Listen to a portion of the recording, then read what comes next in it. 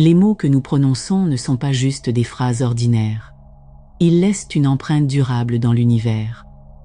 Souvent, nous ne faisons pas attention à ce que nous disons et ne réalisons pas à quel point notre parole est puissante. Ce que nous disons reflète souvent notre état d'esprit. Malheureusement, beaucoup de gens ne comprennent pas l'impact de leurs paroles et s'expriment sans penser aux conséquences. Par exemple, si vous parlez toujours de pauvreté ou d'impuissance, ces mots affecteront l'univers et votre subconscient. Car votre subconscient ne juge pas si une chose est bonne ou mauvaise pour vous. Votre subconscient enregistre ce que vous dites et croyez comme étant une vérité. Ainsi, vos mots ont un grand pouvoir qui façonneront la réalité dans laquelle vous vivez. Le concept de Neville Goddard sur la loi de l'Assomption est la base de cette idée. La loi de l'Assomption suggère que si vous imaginez que vous possédez déjà quelque chose, vous l'obtiendrez. Alors si vous faites attention à vos mots, vous pourriez voir comment vous commencez à attirer à vous dans une certaine mesure ce que vous désirez. Selon Joseph Murphy, les pensées que nous insérons dans notre subconscient se matérialisent dans notre vie et dans notre environnement. Par exemple, parler constamment de faiblesse peut la rendre plus présente dans votre vie. De même que se concentrer sur le manque d'amour peut en attirer davantage. Notre subconscient fonctionne sans jugement contrairement à notre esprit conscient. Lorsqu'on exprime le désir de ne plus être malheureux, notre subconscient écoute nos mots mais matérialise plutôt nos émotions. Si on se demande pourquoi, malgré notre désir de bonheur, nous expérimentons plus de malheur, écoutons ce que dit Neville Goddard. Selon lui, c'est parce qu'on manifeste ce que l'on est et non ce que l'on veut. Au lieu de dire « je ne veux pas être malheureux », il vaut mieux utiliser des affirmations positives comme « je suis béni et heureux ». Votre état d'esprit influence ce qui se manifeste dans votre vie. Alors prononcer des mots de richesse toute la journée ne suffit pas si les sentiments d'abondance ne sont pas présents. Cultiver la gratitude pour ce que l'on a et adopter un état d'esprit d'abondance vous aideront donc à créer du changement dans votre vie. Vous remarquerez que vous vous plaignez moins et que votre envie d'exprimer davantage de gratitude s'accroît. Il est donc essentiel de prêter attention à nos mots et aux émotions qui les accompagnent tout au long de la journée. Cette pratique aide à identifier nos croyances inconscientes qui influencent notre vie. Faire des blagues sur des aspects négatifs peut affecter aussi le subconscient. Même si l'autodérision peut sembler drôle, elle peut être néfaste à cause de ses conséquences métaphysiques. Chaque mot a de l'importance et se manifestera d'une manière ou d'une autre.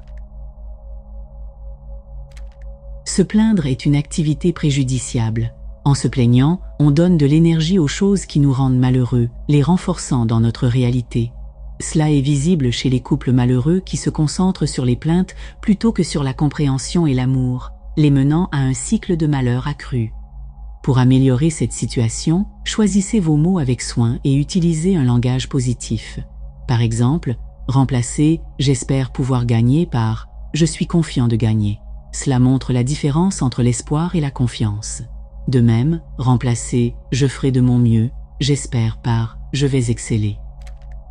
En changeant vos mots, vous apporterez de la positivité dans votre vie. Par ailleurs, les mots peuvent révéler beaucoup sur une personne car ils reflètent souvent notre état intérieur en interagissant à la fois avec le monde et notre subconscient. Faites donc attention à vos paroles car elles agissent dans votre vie. Il est donc important d'harmoniser vos pensées internes avec la fréquence de l'amour, car cela influencera progressivement votre vie et votre manière de communiquer avec les autres. En adoptant une attitude bienveillante envers vous-même et vos désirs dans votre dialogue intérieur, en privilégiant la compassion et l'estime de soi, vous préparez le chemin pour que vos paroles se matérialisent selon vos désirs. Et si vous doutez de leur puissance, observez les conversations des gens autour de vous. Vous devez alors éviter de vous juger négativement, même si vous discutez de la pauvreté ou même de l'abondance. Car chaque individu, quelle que soit sa situation, est une expression importante de l'essence divine. Surveillez la façon dont vous vous adressez à vous-même et aux autres, car comme nous l'avons vu, vos paroles reflètent votre état intérieur et façonneront votre réalité. Les différences entre les individus proviennent de leurs états d'esprit, qui créent des mondes distincts dans leur perception. Pour changer positivement leur vie, ils doivent affiner leur dialogue intérieur et adopter une nouvelle manière de parler et de vivre. Des changements dans le monde intérieur peuvent entraîner rapidement des changements visibles dans la réalité. Hermès Trismégiste a d'ailleurs dit que l'homme, doté de la parole et de l'esprit, est égal au Dieu immortel. On comprend que depuis l'Antiquité, les hommes savaient que nos mots ont une nature éternelle, persistant indéfiniment dans l'éther. L'énergie de nos paroles s'accumule alors dans la conscience collective, influençant ainsi la manifestation des événements dans le monde. Nos mots façonnent donc nos expériences individuelles et collectives. En tant qu'individus, nous avons une existence intemporelle. Nos mots sont comme des invocations, des tours de magie porteurs d'un pouvoir immense. Comprendre et maîtriser l'utilisation de la parole et de l'esprit peut servir de force créatrice, même au-delà du monde physique, nous menant vers le royaume des dieux. La nature durable de la parole et de l'esprit reste inchangée même après la mort du corps physique.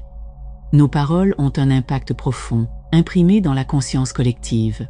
Parler négativement du monde ou de notre propre vie peut exacerber ces états. Au contraire, en embrassant les mots d'amour, on attire de la positivité dans toutes les facettes de l'existence, tandis que les mots négatifs attirent le désordre et la haine. Nous devons tous reconnaître que le monde est un miroir de notre état d'être.